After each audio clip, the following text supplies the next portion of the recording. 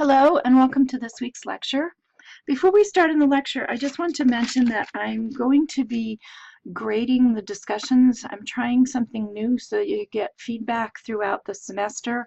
I'm going to be starting with week 2 and just making comments. Some weeks will be very brief comments. This week, as I start with going back and looking at week 2, I'm going to be hopefully doing a little longer comment, and then in the future it may just be if there's something I just want to mention about your what you've said. And these are going to be graded basically just 1 point. I allowed 15 points for the discussion, although that's not the percentage of your grade, that's just the point value. So 1 point for each discussion, half a point if we've got 2 weeks, 2 discussions going in 1 week. Which I'm trying to cut down on a little bit more. So just take a look. I'm going to be working on them this week, so take a look and see my comments if you would like to. So traditional literature. What is traditional literature? This definition from the Essentials of Children's Literature says it's a body of ancient stories and poems that grew out of the human quest to understand the natural and spiritual worlds, and that was preserved through time by the oral tradition of storytelling before eventually being written down. So basically you can talk about several different types of traditional literature, including folk tales, fables, tall tales, myths, legends, and epics. And that's just a way of categorizing the larger world of traditional literature. Once again, when we talk about these categories, they're not the be-all and end-all. They're just a way of organizing our discussion of them, and they share certain common traits. Oftentimes, these traits could be seen in more than one category and can also include multiple categories. Having things cross categories or cross genres is not unusual. So traditional tales tend to have characters who are archetypes. They are and not well developed. If you think about how traditional tales are told, the base tales are, if they come out of the oral storytelling tradition, you're probably not going to have a lot of details that flush out a character, because that makes it more difficult to tell the story the same every time. So you're going to have certain key features that can be remembered from time to time with storytelling, each time you tell the story, and there might be in retellings different things that are emphasized or different things that are added on to, but there's a base at the very heart of it that was passed down. These traditional tales tend to be part of every culture, not the same. There is some overlap between cultures, but it's not always the same tale in every culture. They come out of the experiences of the culture and reflect the culture. And the other thing I want to mention is this idea of threes often happens in storytelling and in folk and fairy tales, and you'll find that 3 sons are set out. The Billy Goats Gruff, where there's 3 of them, 3 little pigs. And it was an easy way to remember and categorize the elements of the story. There's 3 tasks that the main character has to do, or the hero has to undertake.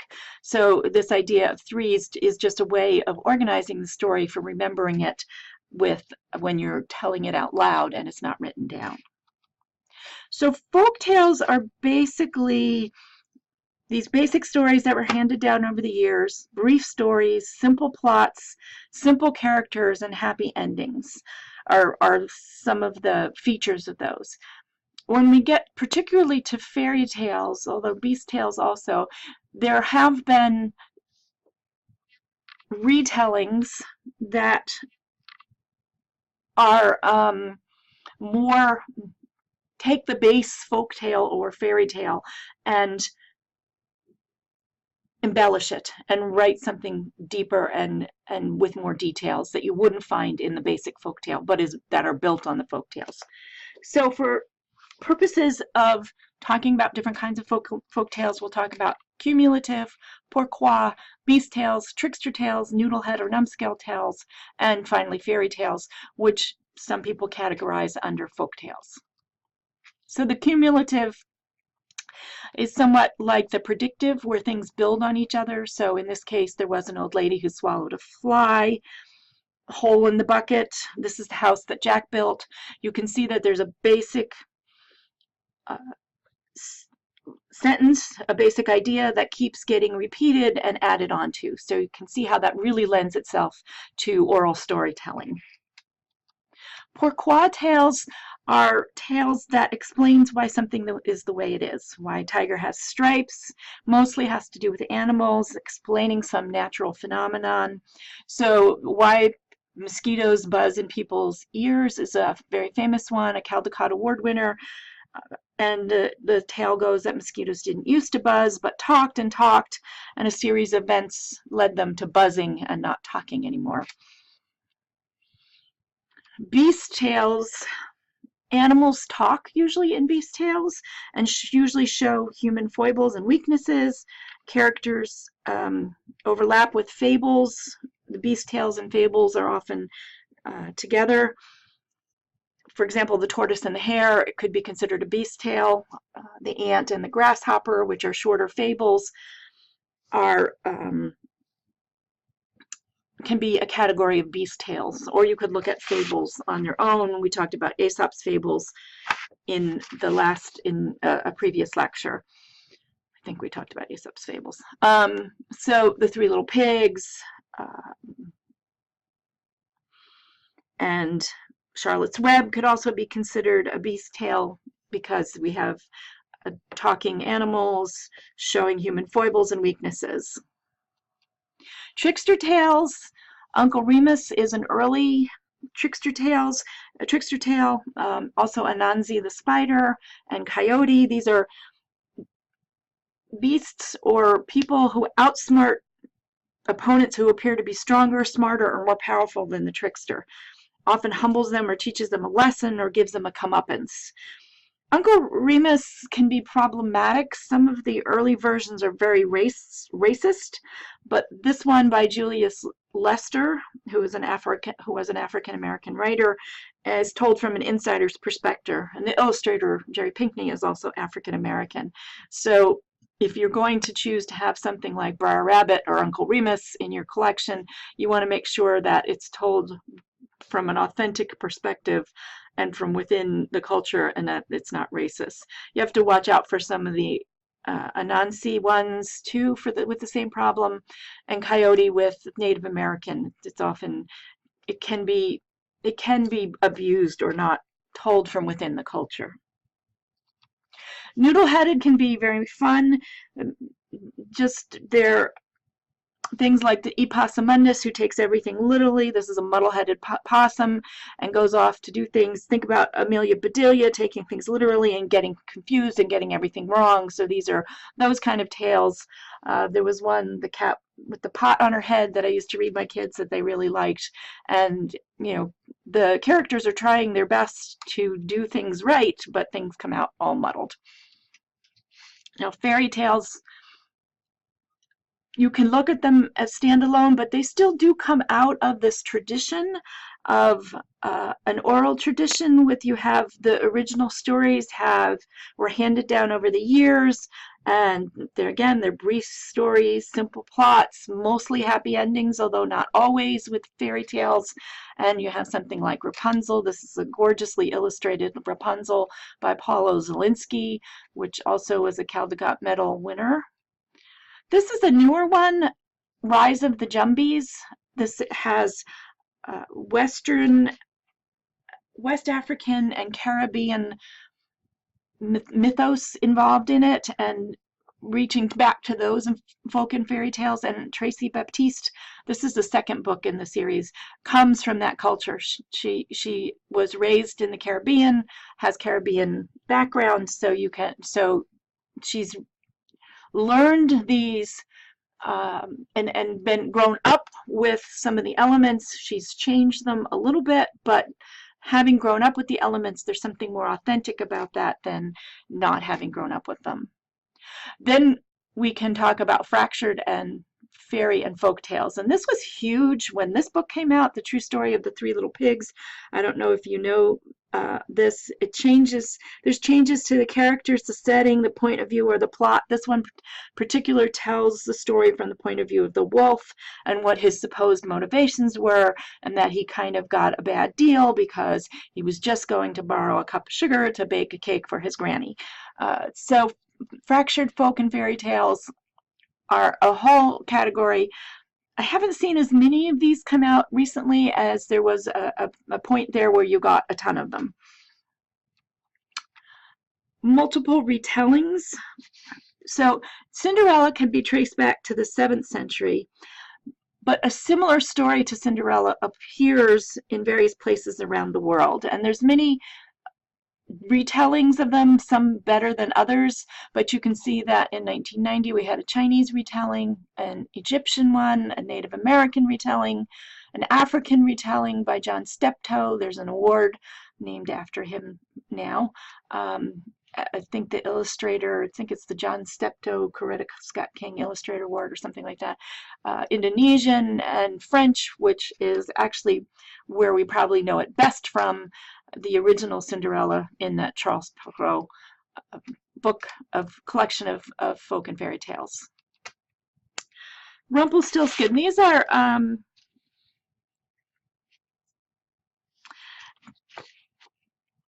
this is actually a kind of a fractured fairy tale.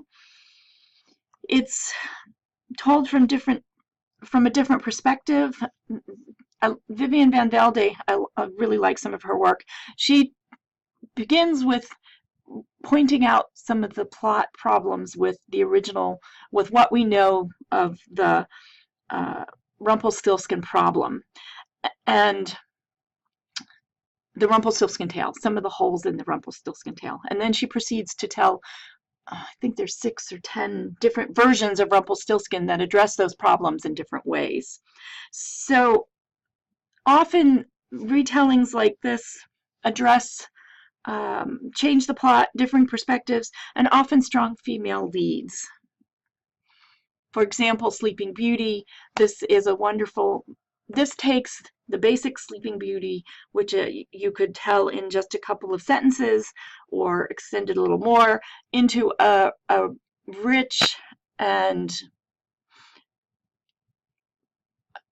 detailed exploration of what of the story from a different perspective. We see the we see Sleeping Beauty, but she is actually has an outsider perspective. So it's very interesting. I really like Robin McKinley. So there's a lot of these retellings and sort of a fractured fairy tale if you consider it from another that it's telling it from another perspective, or telling it from a different vantage, or putting a different spin on it.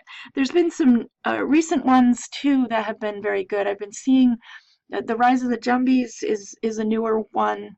I've been seeing folk and fairy tale. I don't know whether I'm just alert to them, you know, they just happen to be coming across, or if there's another resurgence, particularly Russian fairy tales. So this one, Egg and Spoon by Gregory Maguire, who wrote Wicked, which is another, that actually is not a fractured fairy or folk tale, because that was something written, and then he took it and did what they do with fractured fairy tales and wrote it from a different perspective, wrote The Wizard of Oz from the perspective of the 2 witches, and in particular the Wicked Witch.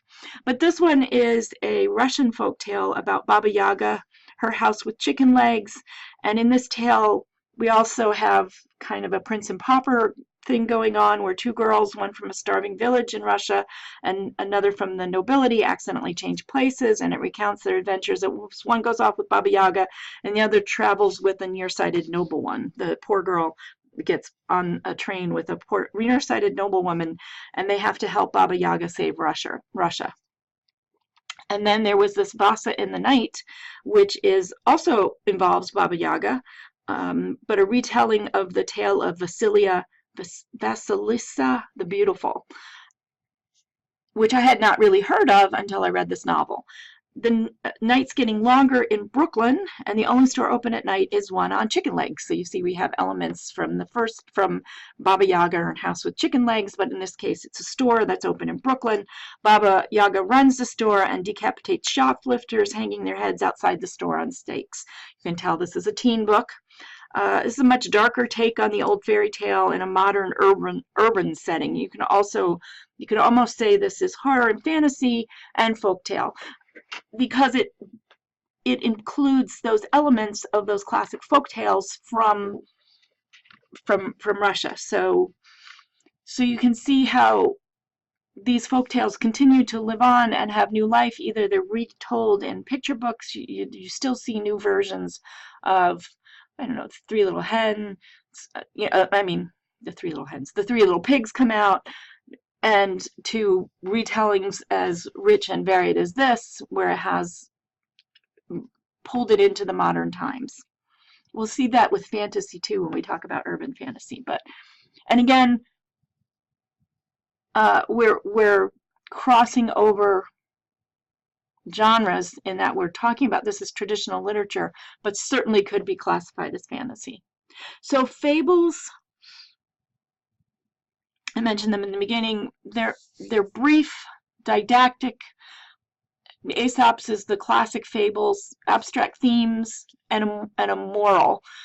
Usually they're trying to teach some kind of lesson. So if we think about when we did picture books last week, I showed you The Lion and the Mouse, which is a classic fable. And here again, we have that re-illustrated and told again, but they're meant to instruct and come out of probably a long line of instructive tales that you might have told children or told around the fireplace to get your point across about some particular theme. Tall tales are like fables and like folk tales, but there's some element that's been exaggerated, usually with some small kernel of truth at the base. So, for example, this one, John Henry, is a tall tale, and again by Julius Lester and Jerry Pinkney, tells the tale of a man who tries to he tries to beat the steam. He's driving railroad spikes and he beats the steam engine.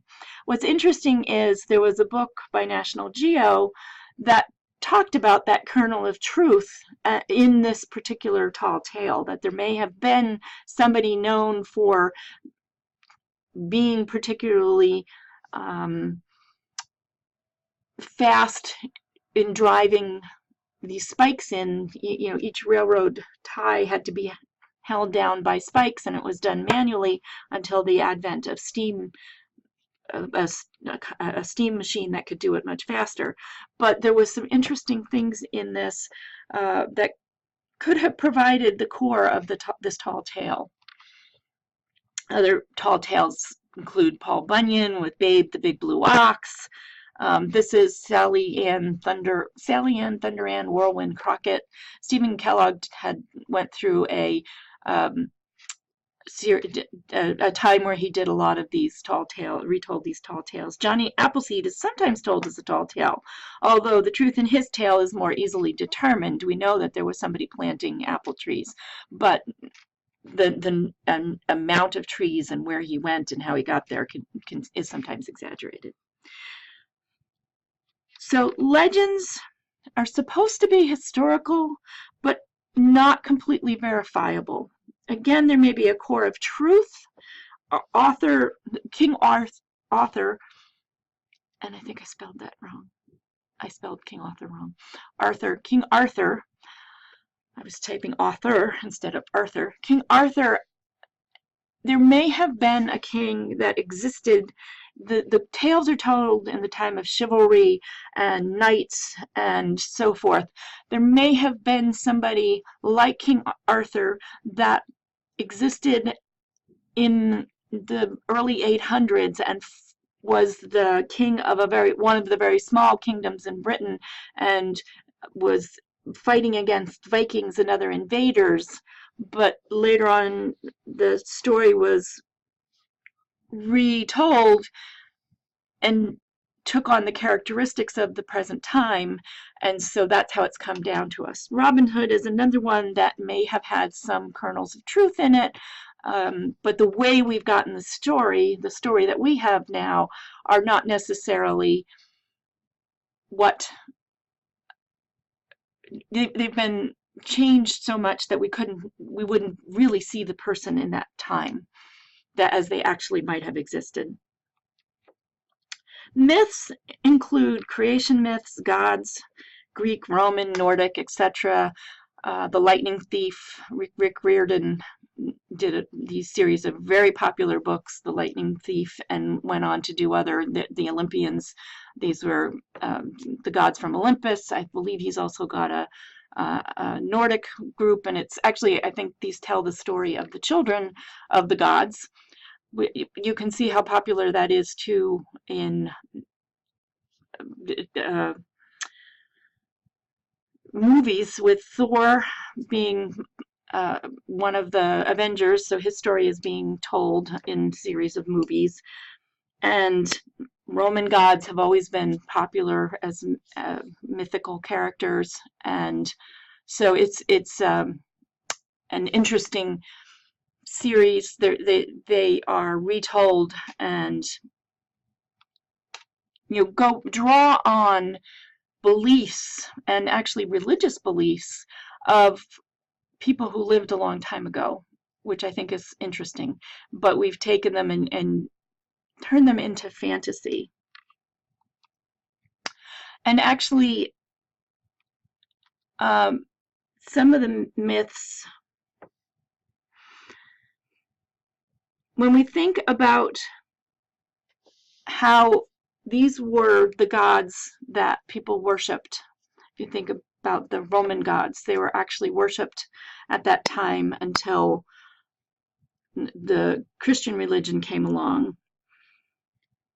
So there's an interesting point made by Debbie Reese, who's the Native American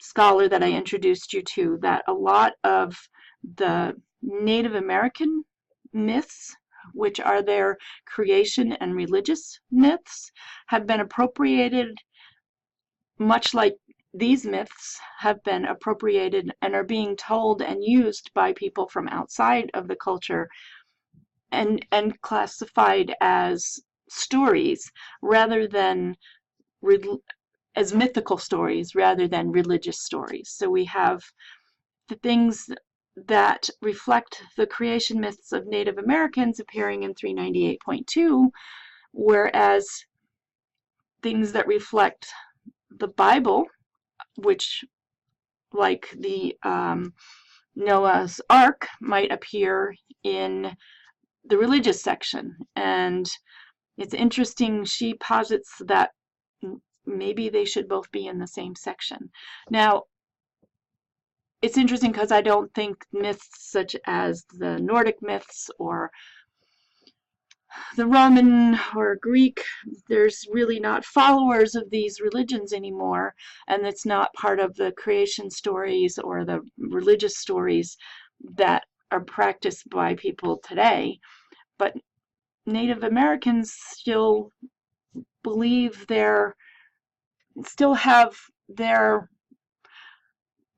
with their creation stories and with their religious stories, and we're treating them as myths. So it's something to think about, something I'm going to ask you about, to think further about in the discussion board. And finally, some of the pitfalls of using folk tales and fairy tales. Often they're used to understand a culture, and we bring out different myths, different books, and say, okay, so this is a folktale from this culture and this is a folktale from this culture. But not every folktale is authentic because it's not written from within the culture. You may remember I talked about, in particular, Rise of the Jumbies and also Uncle Remus, where they're written by somebody who the folktales were handed down to them or handed down through their culture. So that's one of the pitfalls with using them as a way to explore culture. It's also good to kind of check the accuracy of the folk tale and fairy tale if you're using it as something to learn about a particular culture through. Some of these perpetuate stereotypes. The other problem is the single story. Is this one myth really reflective of the culture? This one book, can it represent the whole culture? Can we really learn about the culture? So I would say that these are books to enjoy, but just to be very careful with in terms of thinking that you're understanding something about the culture necessarily through these books. For example, while it is reflective of parts of our culture, Paul Bunyan or John Henry you wouldn't want our whole culture judged on those stories. They do represent, I mean, tall tales, I think, are particularly American in that we do things big and we do things very individualistically, but there's, you know, is that really that's not the whole story of America. And we certainly wouldn't want to be saying, well, we've read the Chinese Cinderella, so now we know about Chinese life, etc. So just some things to think about when you're using folk tales, fairy tales, tall tales, legends, myths, etc. And that is it for today, and I will see you on the discussion board.